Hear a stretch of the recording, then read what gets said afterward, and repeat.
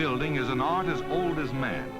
It has grown from the laborious shaping of handmade dugouts to the creation of modern ocean liners and ships of war. This is a story of action in the yards of Bethlehem Steel Company and of the transformation of those yards from peacetime work to war production on an unprecedented scale, when launchings virtually became an everyday occurrence. When a ship of war is committed to its element in wartime, it is indeed a dramatic moment. Here the cruiser Topeka is being readied for launching at the Quincy yard, where in the past many warships have gone down the ways. A rigid schedule sets every operation right on the minute.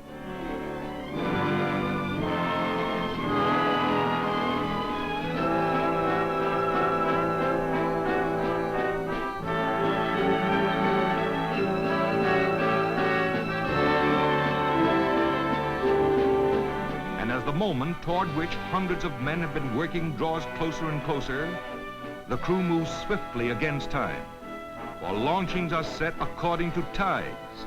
While the clock ticks on, various preparatory operations are completed and recorded.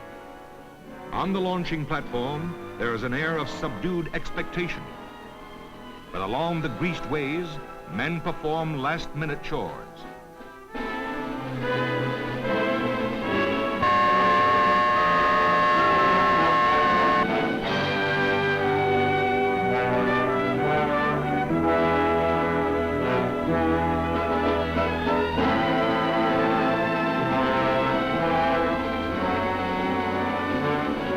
The launching trigger stand ready to spring the release.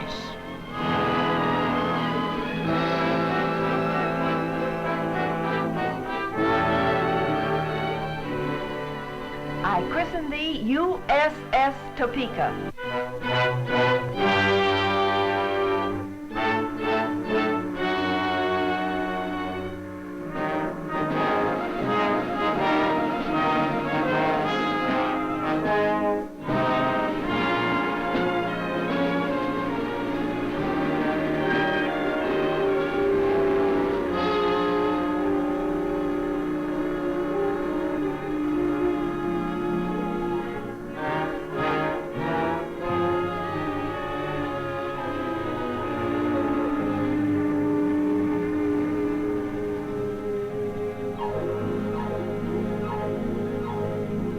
Today we have seen another cruiser, the Topeka, successfully launched.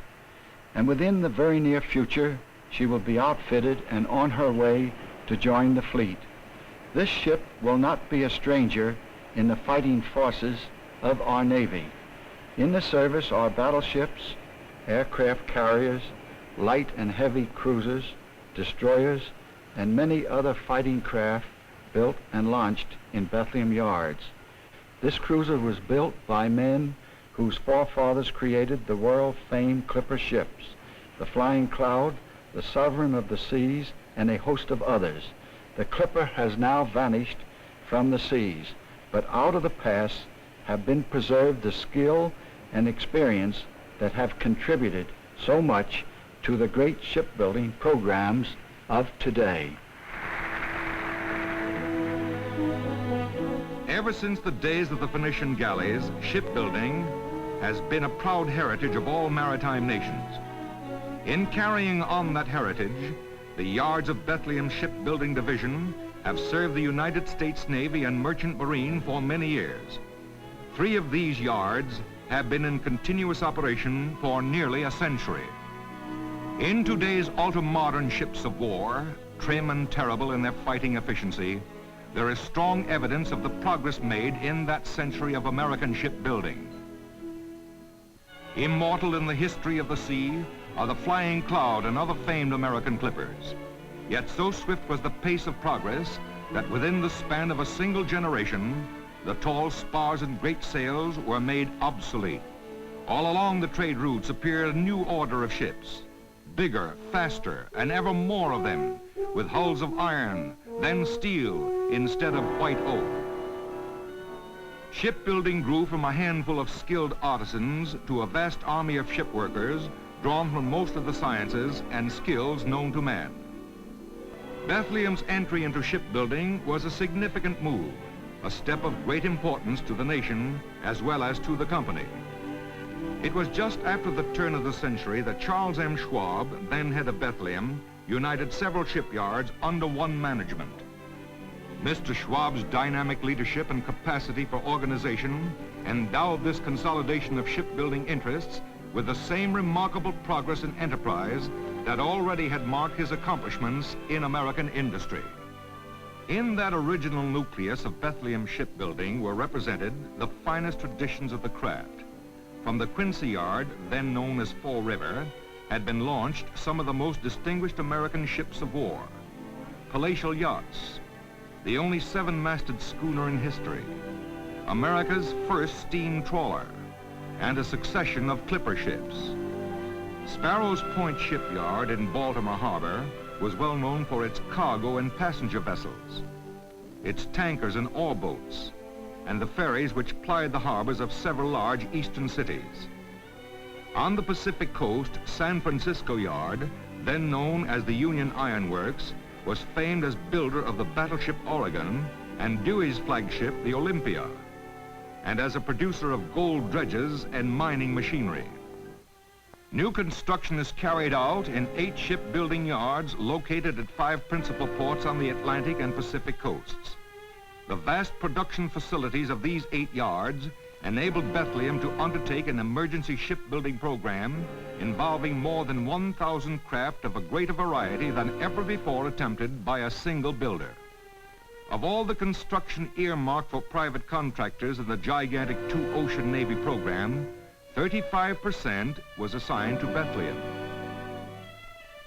Well known to seafaring men everywhere are Bethlehem-built ships of commerce, splendid safe ocean liners, fast, dependable cargo vessels, tankers, ore boats, ferries, tugs, and equally familiar and highly respected are the fighting ships to guarantee them safe passage.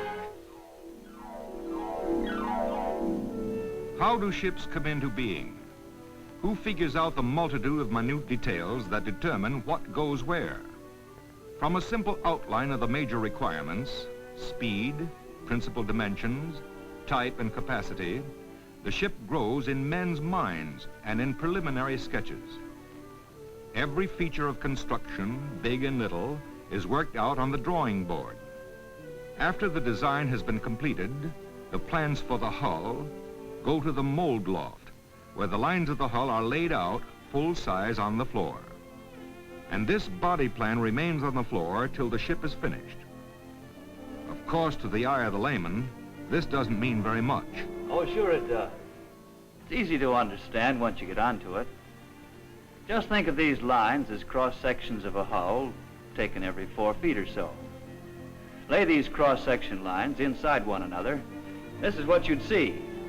Only here we lay out the lines first and build the hull to fit. At least we mark the templates that serve as the pattern. See, that's what they're doing, marking the templates. Gauges, you might call them, as a guide for shaping the plates. But just a minute. This plan covers only one side of the hull. Well, that's right. Take the port templates and reverse them, and you have the templates for starboard matching exactly. Of course, a perfect match. Looks as though that kind of work would be pretty hard on the knees. Oh, no, we have men here who've been on their hands and knees almost all of their working lives. Well, I'd better get back to work, but you follow the templates along and you'll see the ship grow right up out of them. That loftsman is right. A complete set of templates could be assembled into a full-size model of the hull. Numbered and marked, they go to the fabricating shop where they serve as patterns for the steel. Let's follow a Victory ship through the assembly line at the Bethlehem Fairfield Yard, starting in the fabricating shop. This is how the sub-assemblies begin to take form.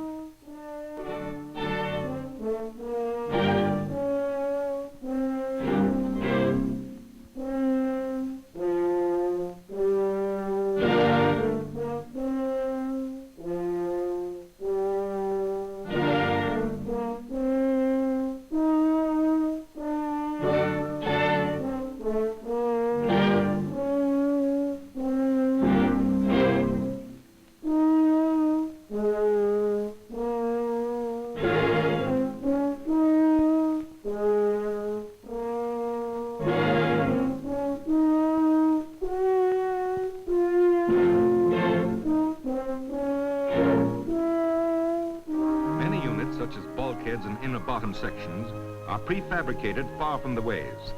This method of assembly calls for extreme accuracy in fabrication, but the extra care more than pays for itself in increased production.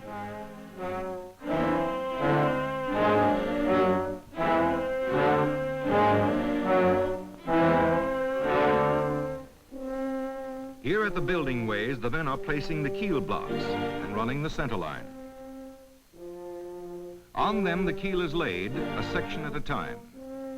Traditionally, this is considered the first step in the birth of a ship.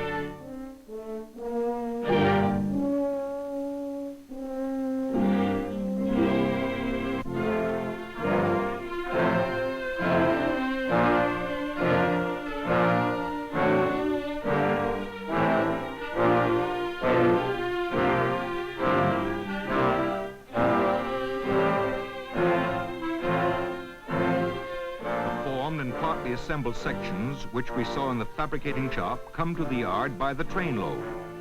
The train is made up so that each assembly arrives right at the place where it is needed. The way those huge cranes pick up ponderous loads makes them appear almost human. It may seem that a shipyard is a place of slow motion, but that's merely because the materials are usually bulky and heavy. 30-ton assemblies can't be handled like boards and bricks. Actually, production is efficient and continuous. Although materials, methods, and tools have changed greatly since the time of the romantic clippers, the building of a ship today is even a more precise art than it was in olden times.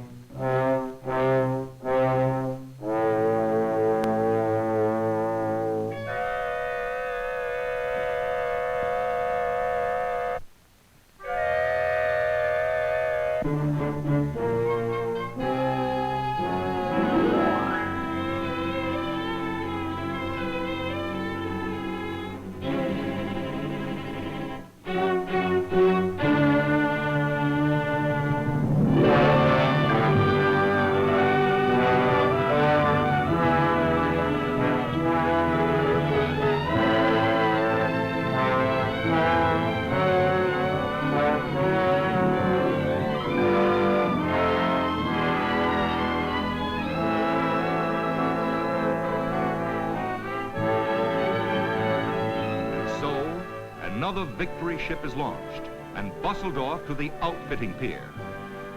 Actually, we have seen only the major steps in the job, because behind the completion of a vessel stretches the longest assembly line in the world.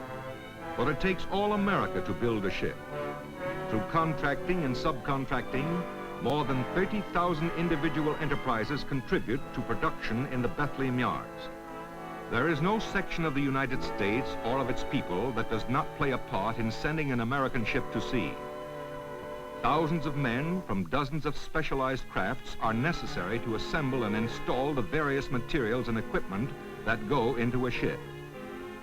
The sheet metal workers, welders, riveters, painters, electricians, machinists, pipe fitters, cabinet makers, and riggers are but a few of the types of trained workmen who put their hearts and souls and sweat into ships. And so, completely outfitted and moving under her own power, she's off for her trial run. Then it's the 7 seas and ports of all nations. But building ships is only part of the story. Like all man-made machines, they must be serviced every so often, kept trim and efficient. That calls for another set of particular skills and a great deal of special equipment and facilities. 10 of Bethlehem's 15 yards are devoted wholly or in part to ship repairs, reconditioning, and conversions. In the critical years of World War II, they serviced thousands of vessels of all kinds and descriptions. Dry docking is a major operation in repair yards.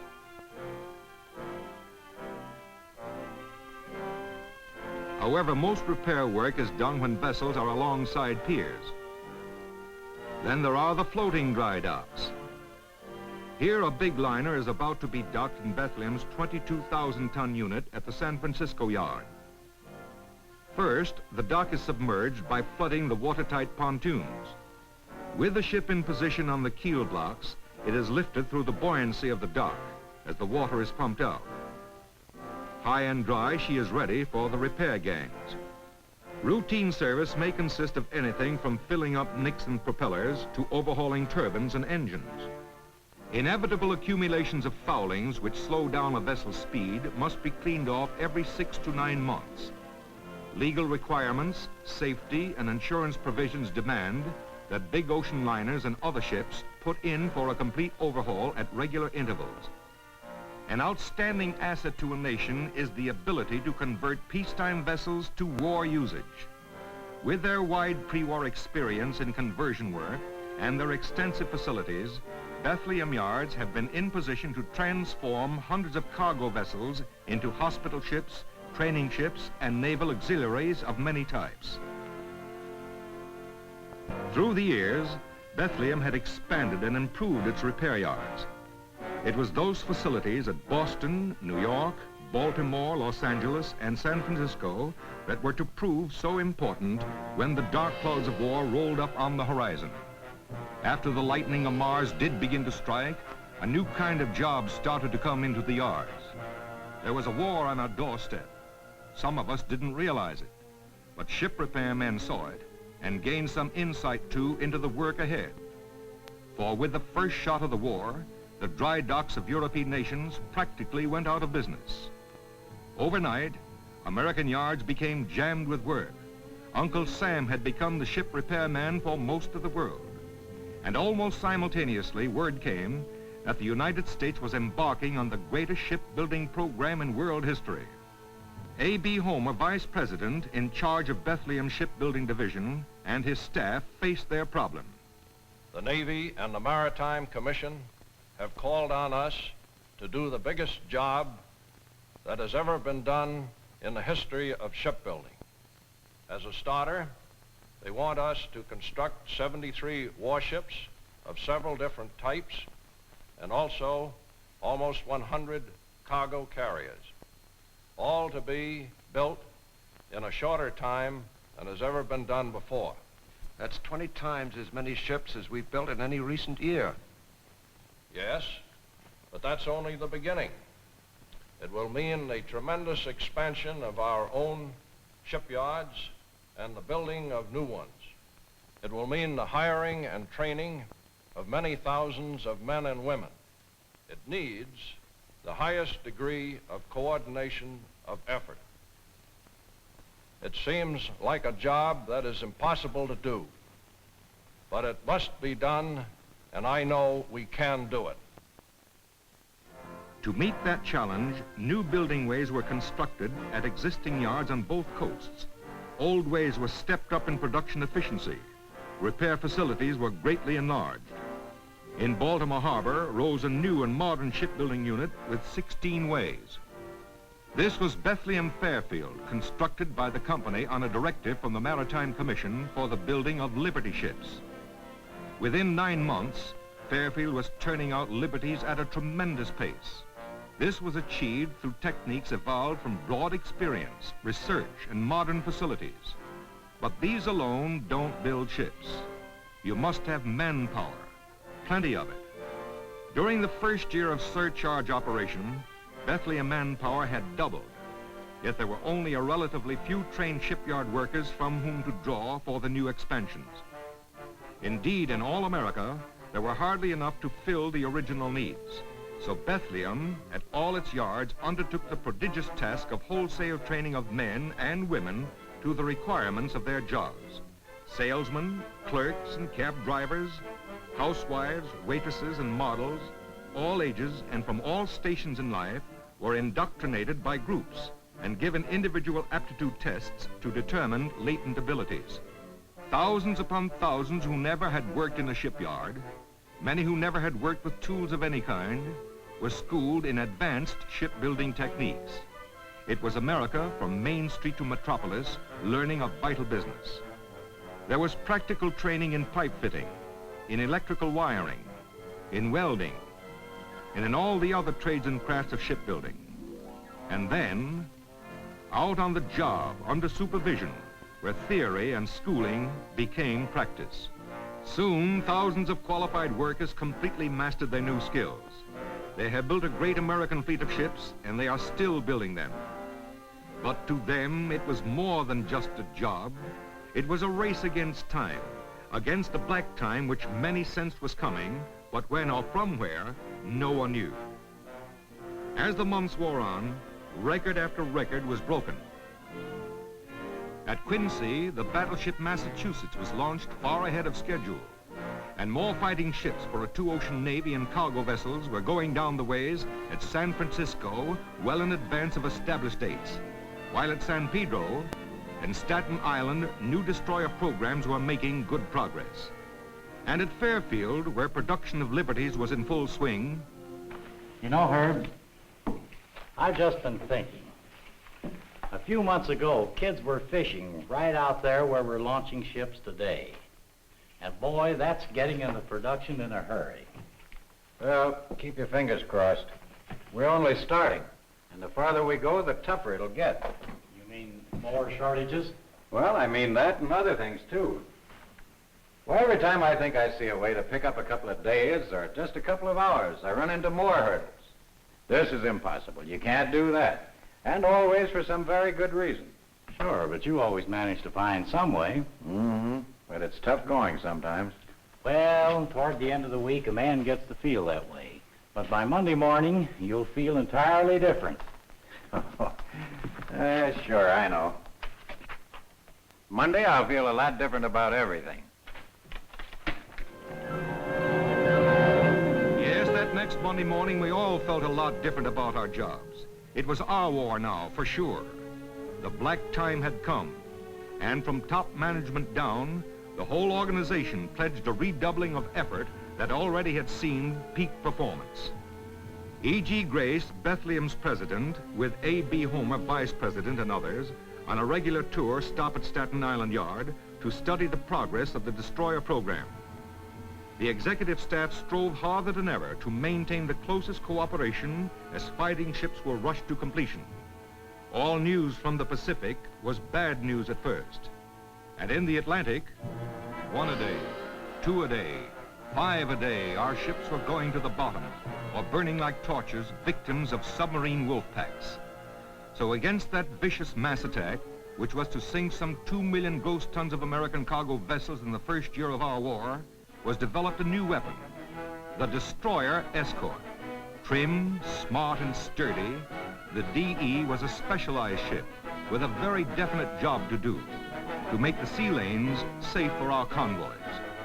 Just outside Boston Harbor, a few miles from Quincy, a stretch of clam flat was transformed into the Bethlehem Hingham Yard, one of the most advanced shipbuilding operations in the world. Its 16 ways, its enormous fabricating shop, its thousands of employees at once began to make their weight felt in the Battle of the Atlantic. Undreamed of speed and efficiency were reached in mass production of destroyer escorts. Prefabrication of easily handled sections was one of the secrets. The ship design was broken down into units, each of which was assembled before going to the shipways or to the storage yard where banks of sections were constantly maintained. Bigger in every way and tougher than the regular destroyers of World War I, the DEs have what it takes to battle the Axis submarines. Back in that other war, the record building time for a destroyer was 45 days. But at Hingham, they launched a destroyer escort 4.5 days after keel-laying and delivered her complete and ready for action 25 days after keel-laying. During one raw winter weekend, 5 ships went down the ways.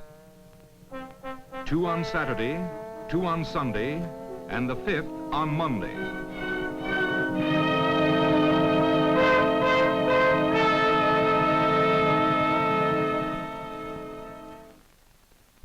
In the outfitting basin, Uncle Sam's newest subbusters, as many as 16 at a time, were armed, supplied, fueled, and completely prepared for their part in the Battle of the Atlantic or the patrol of the Pacific.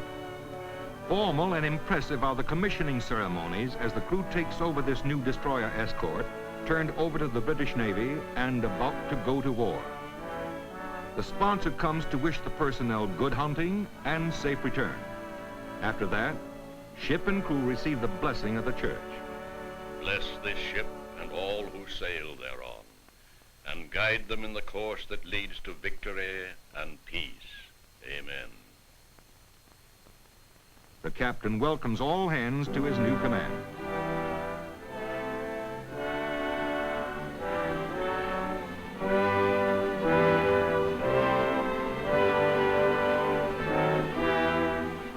With ceremonies over, all hands to stations, the ship puts out to sea. Their assignment is officially described as escort duty, but they're looking for action.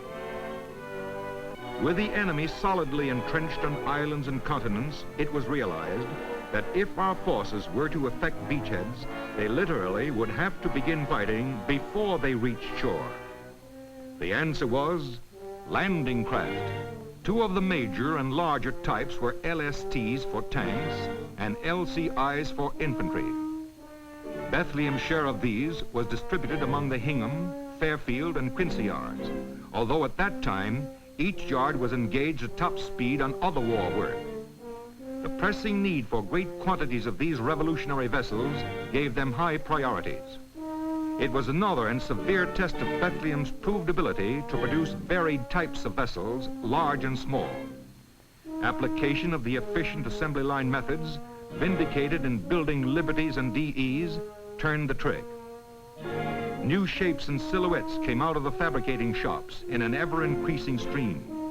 Once again, the men and women of Bethlehem had rolled up their sleeves and written their bit of world history with flame cutters and welding torches.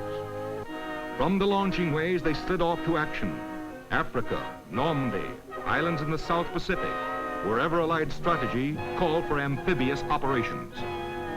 At the Bethlehem Alameda Yard on the Oakland Estuary in the San Francisco Bay, hard-hitting combat troop ships, among the finest transports ever constructed, took to sea to join the attack. From the battles of Midway and Coral Sea came good news, victory news. But the good news had its price. The aircraft carrier Lexington was part of that price. To the workers of Bethlehem, that was a personal loss. For the Lexington had been built at Quincy. and now she was gone. But the name carried on. From the same shipyard, that same year, another Lexington, bigger, more powerful, took to the water, and shortly afterward went out to join the fleet.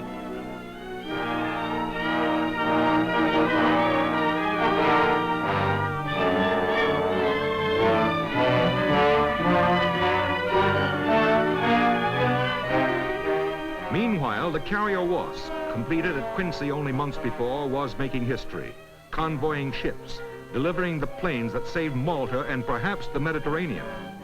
And in the Pacific, she earned the name of the one-ship task force in a series of fierce slugging matches.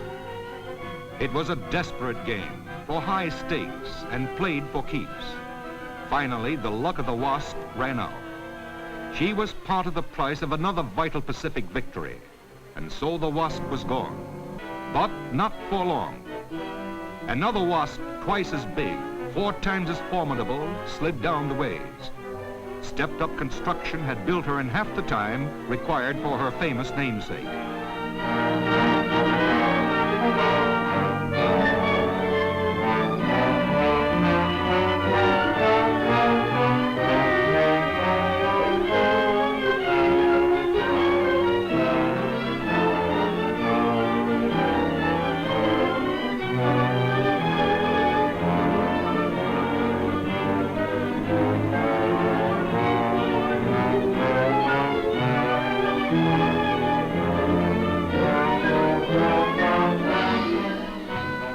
Some of the feats accomplished in that accelerated construction almost stagger the imagination.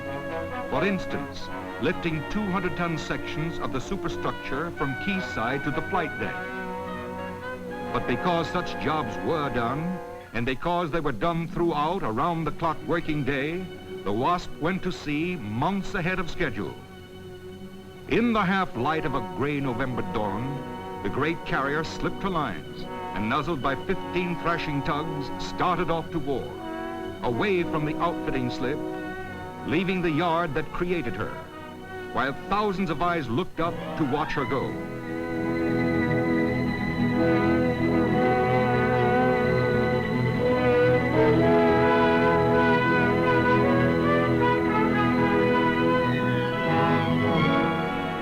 Just 5 months after the Wasp sailed to join the fleet, another giant aircraft carrier went down Quincy's ways.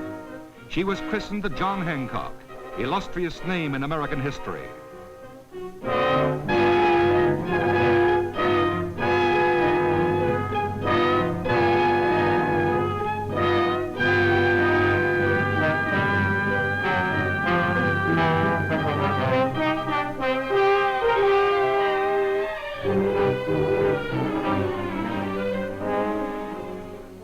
And after a record outfitting, that mighty addition to the battle fleet, dressed in war camouflage, presented a strange and arresting appearance as the ship steamed slowly through the narrow waters. Within 2 years after Pearl Harbor, from Bethlehem yards had come a fleet of 542 vessels, enough to qualify many a nation as a strong sea power. This total consisted of 232 fighting ships, including a battleship, aircraft carriers, cruisers, destroyers, landing craft, and transports, and 310 cargo vessels and tankers. And this was only the beginning. Bethlehem management made a worldwide report of progress when E.G. Grace, president, broadcast a message to the 300,000 men and women of Bethlehem, to all America, and by shortwave overseas from a destroyer at Staten Island. We are now well along in our war program of 1,000 ships for the Navy and Merchant Marine. A year ago, I pledged that Bethlehem would build a ship of day of major size for every day in the year. I don't mind saying that there were times when I was doubtful of reaching that goal. But we have made good on that pledge with several ships to spare. War needs ships. The United States production of ships has been a prime factor in turning the tide to victory. There's no other navy afloat that ship for ship, man for man, gun for gun, can equal the United States fleet. And we are proud to have had a major part in the building of this magnificent fighting force. We are in the swing.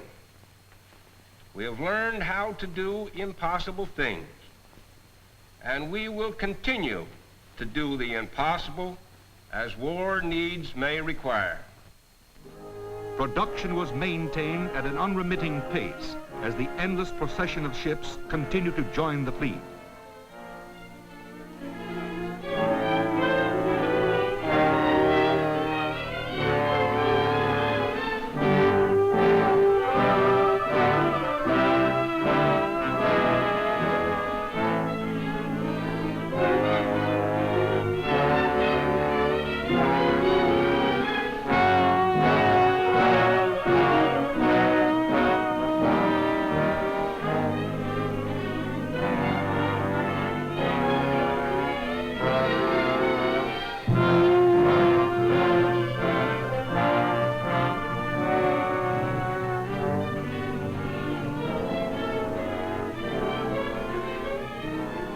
Yes, at Bethlehem shipyards, as throughout the entire United States, the impossible became commonplace.